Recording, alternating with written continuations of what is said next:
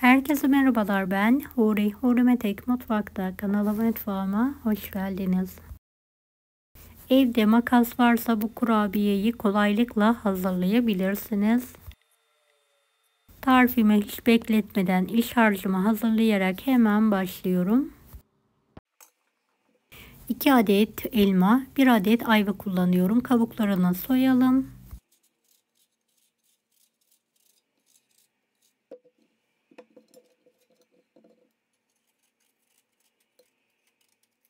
Evet, kabuklarını soyduktan sonra elmayı ve ayvayı rendeleyelim.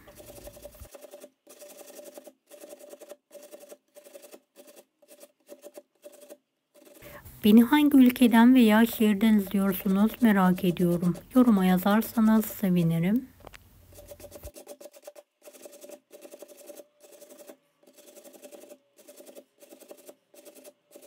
Dilerseniz hepsini elma olarak da kullanabilirsiniz. Evde ayva vardı, ben değerlendirmek istedim. Evet, hepsini rendeledikten sonra geniş bir tavanın içine alalım.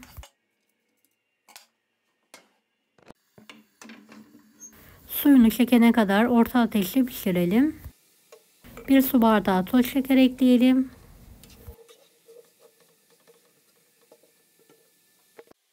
1 çay bardağı da kuru inciri biraz doğrayarak ekliyorum.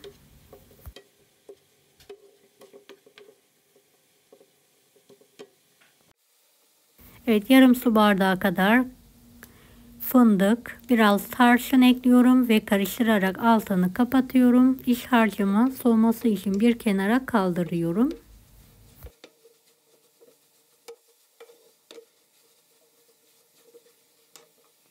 Hamurumuz için 125 gram tereyağı kullandım.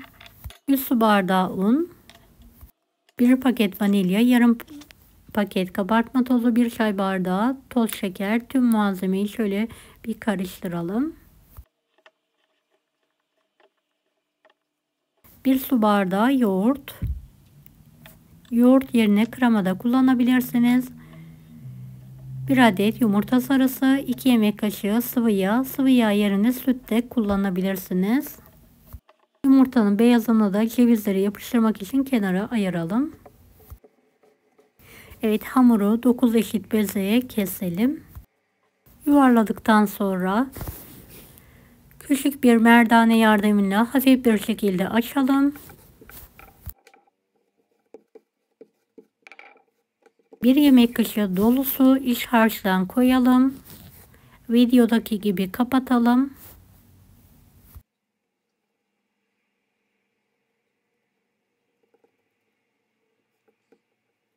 Bir makas yardımıyla üzerine kesikler atalım.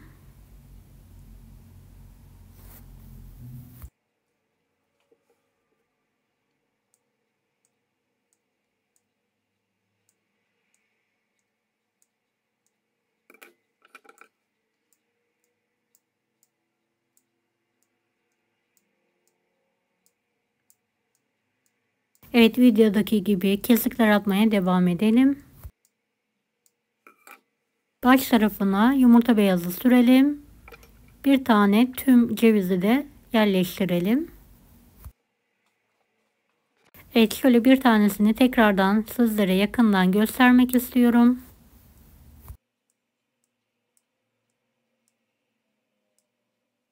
Makas yardımıyla üzerine kesikler atarak hazırlıyorum.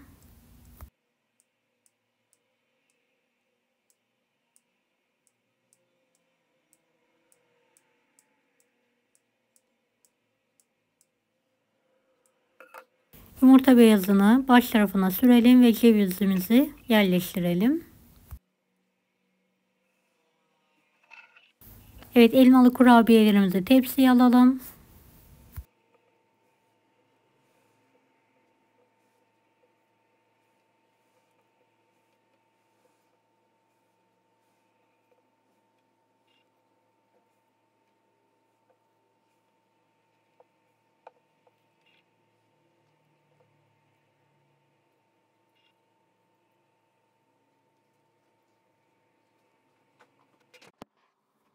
Evet, kurabiyelerimiz fırına girmeye hazır.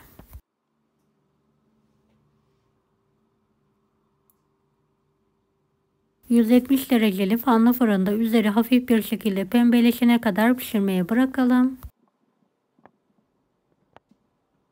Evet, fırından çıkartalım ve kendi halinde soğumaya bırakalım.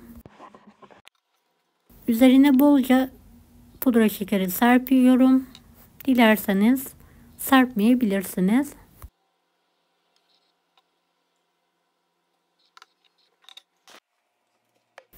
Servis tabağına alıyorum.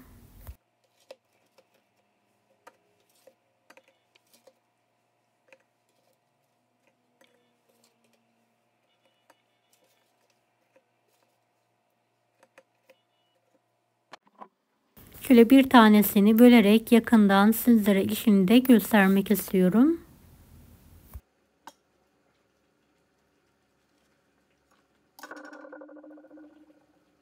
Deneyecek olan herkese şimdiden kolaylıklar dilerim. Kanalıma ücretsiz abone olmayı unutmayın. Allah'a emanet olun. Hoşça kalın.